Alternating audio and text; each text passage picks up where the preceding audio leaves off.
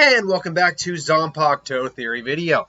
And we now are on the captain of the 13th Division, Jushiro Ukitake, who I will just really be referring to as Ukitake for the remainder of this video. Because frankly, saying his full name is a little difficult. Hell, saying his Zanpakuto name isn't any easier, if we're going to be honest. Because he has actually a kind of wordy Zanpakuto. But, excuse me. But he was, as we know, spoilers, he's dead. He was the captain of the 13th Division of the 13th Corps Guard Squad. We unfortunately never see his Bankai, which really annoys a lot of people, me and myself included. One of the original captains, we never actually saw his Bankai. We saw literally every other original captain, at least when I say original captain, I mean what we started the series with. We saw everyone else's Bankai except his and Aizen. Aizen I can almost understand, makes some sense because of the way his character ended up becoming. Or the way his character ended up, evolving. But yeah, I don't know why we didn't see his Bankai. That's not entirely true. I have a theory why we didn't see his Bankai. But anyway, what is Jushiro's Shikai? Sogyo no Kotowari, which basically translates, roughly speaking, into either Law of the Twin Fish or Truth of Pisces. So, when it transforms, it takes the form of kind of two. It's odd to describe the actual shape. I can use what I have here as the example.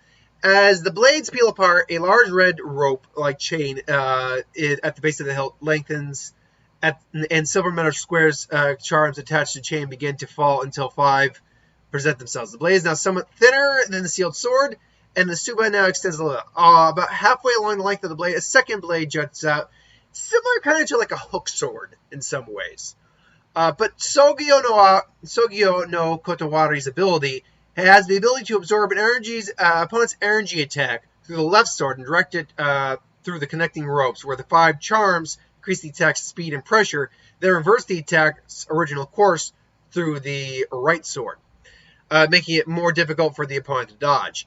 This process happens so fast that it appears that the attack actually comes from Sogyo no Kotowari. So essentially, it's an absorption and reflect type of Zanpakuto. It's a powerful ability. Nothing amazing. I'm going to be honest, it's really nothing amazing. In fact, there are far more powerful Zanpakutos. If we were frankly just to go over like the base 13 core card squad we had, Kenpachi Zanpakuto easily counters this because it has no energy-based attacks. Mayuri Zanpakuto counters this. Rukia Zanpakuto to some degree counters it when you're talking about the full capabilities of her Zanpakuto. Toshiro's might, though you can make an argument, ice energy. Either way, it also counters it to some degree. Tozen's, yeah.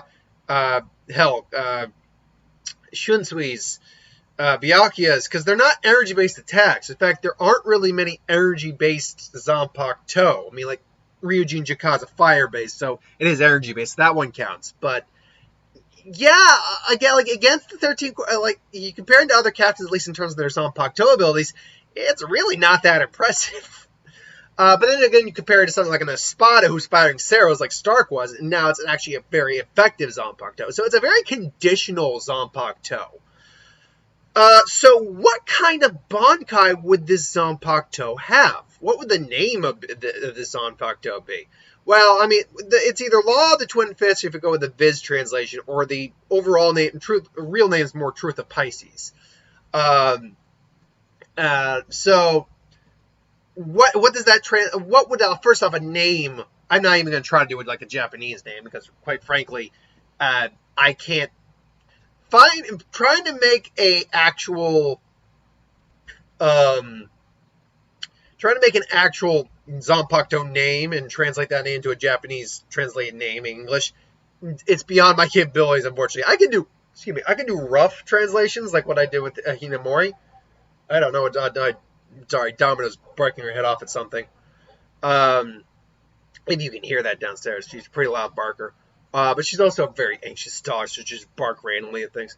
So, but I'm guessing she sees something given what she's barking at. Maybe my sister's here or something. I digress. So, I would say, like, so if the Shikai's name is Truth of Pisces, maybe something like the everlasting truth, everlasting dogma of Pisces or something like that. Something that would probably emphasize the truth is absolute. Something like that would be the name.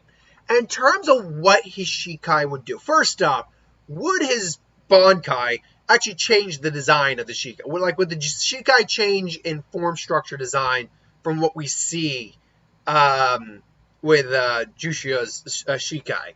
Because obviously sometimes a Bankai does change like the sword's actual physical structure. Sometimes it doesn't. It all depends on the type of sword you get. Like, for instance, in Mayuri's, obviously the sword actually transforms into the giant caterpillar baby. With obviously Ichigo's is a prime example of that, where it changes into Tensa Zangetsu. But others, for instance, like, or obviously Soifun's is another great example of that. But others, like, honestly, Byakuya's is a good example. It doesn't really change the Shikai's form, because it just emphasizes the power of the Shikai. Same, honestly, with Hyorin Maru. Hyorin Maru doesn't change the Shikai's, the sword's actual shape or any design. It's one of those things where I don't, because of the nature of his sword, I don't see his sword actually changing shape. What I do see happening is something is formed past the some sort of, it's kind of like not Hyorin Maru, well, Tori Maru to an extent. And again, sorry if my dog's going crazy downstairs right now. Someone's clearly here. It's probably my sister and her boyfriend. Because I'm guessing that, or it might be my uncle. She'll bark when she doesn't recognize someone. And even if she's met someone for a long time, or knows someone, it might be, she might still bark if she hasn't seen you in a while. Anyway, I digress. Again, she's just barking, and it's just really irritating. I'm wondering if it's coming up on camera or not. I'll have to actually I'll replay the video. I actually don't normally replay or rewatch my videos before I upload them. I'm usually confident when I do a video, but if something like that's happening, I might have to rewatch it. So I'm just wondering when was the last, what time we're at. Okay. Anyway, I digress. So I do believe it's going to summon an effect. I do believe his Bankai is going to summon an effect. Now, what I think we could see is one of two things. One, we could see two very large kind of vases, basically kind of like just absorb technique, or something more like a giant circular mirror effect that encompasses each arm. Now, I do believe the overall, what the effect does, it absorbs and reflects, is still the same. It still does that. However, what it does is slightly different in terms of how it takes on the abilities. Originally, Ogionoa Kotowari could only absorb one attack at a time and redirect it. What I think the Bankai does, and this is just my theory, it absorbs multiple attacks at once, can store and continue to reuse those techniques so long as it's in Bankai. So, in the Quincy invasion, let's say, if he had absorbed a bunch of, like, arrows, maybe some Basby's fire, maybe some ice, some attacks, something like that, it would absorb the attacks, and then Ukitake can then throw those attacks indefinitely so long as he's in Bankai. So even though he's absorbing more than one attack, even though he's absorbing and then redirecting it, he can continue to do that because the Bankai is just the full realization of what the Zanpakuto actually did.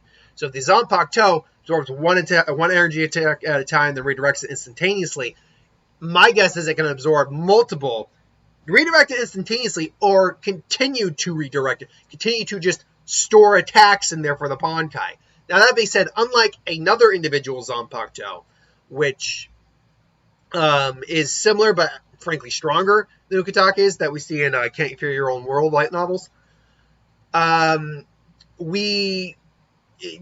don't think he just keeps those attacks in the Zanpakuto. Like when he goes back to Shikai, when he reseals the sword, if he were to go into Bankai again, he'd have to reabsorb attacks and all that.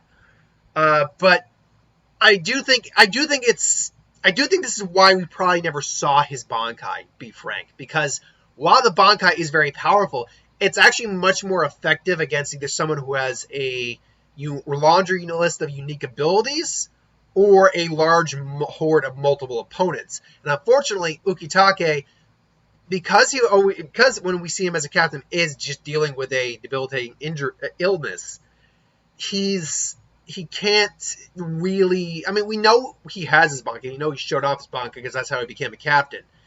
But he would not be cut out for long battles or battles against multiple foes, unfortunately. And that's probably why his Bankai very likely put too much strain on his body.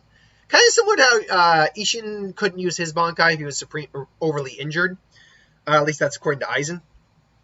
So ultimately, I think basically it's just a much larger version of the Shikai and the effect probably would be like there's some sort of like mirror, a circular mirror that just absorbs the energy, the attack coming in, and then you can just throw it back. But again, throw multiple or combinations or whatever. So it's pretty much just a much larger, more capable version of the Shikai is what it is. And that might sound boring. Some of these theories are just going to be boring in terms of what we think they can do. So ultimately, though, that is my thought on Ukitake's Bankai. What on the comments below, though, what you ultimately think his Bankai is. See, a lot of people like to think it involves water and lightning, or thought his Shikai would involve water and lightning based on that release command, which is all ye waves become my shield. Actually, in the vid translation, it's waves become my shield. Lightning strike and waves. I believe it's waves rise and become my shield. Lightning strike and become my blade. That was basically the overall translation of it. And most people thought it'd be like a lightning and water Zanpakuto. Allegedly, a Zanpakuto can't control more than one element. I call some bull on that. A Zanpakuto can't have conflicting. I like that. That's the overall belief, anyway. But honestly, I don't buy into that because we see like a Hyorimaru is a water ice type Zanpakuto. It's not just an ice type Zanpakuto, despite what people might, despite how it kind of comes off. It's a water ice Zanpakuto. So it's already. I mean, yes, it's two very similar elements. Don't get me wrong, but it's not. It is technically controlling two different elements. So why we never see a true storm-based Zanpakuto like Chojiro, basically the first lieutenant of the lieutenant of the first division before he got killed, has a lightning Zanpakuto that was able to, it's said to actually affect the weather, similar to Hyorimaru. But that's not really like a storm-based Zanpakuto. Like, we never see something that controls water and lightning or wind and lightning. And you might think those would be polar opposites to each other. They're really not polar opposites to each other. They go in tandem with each other pretty well, I'd say. But I digress. I don't know. Maybe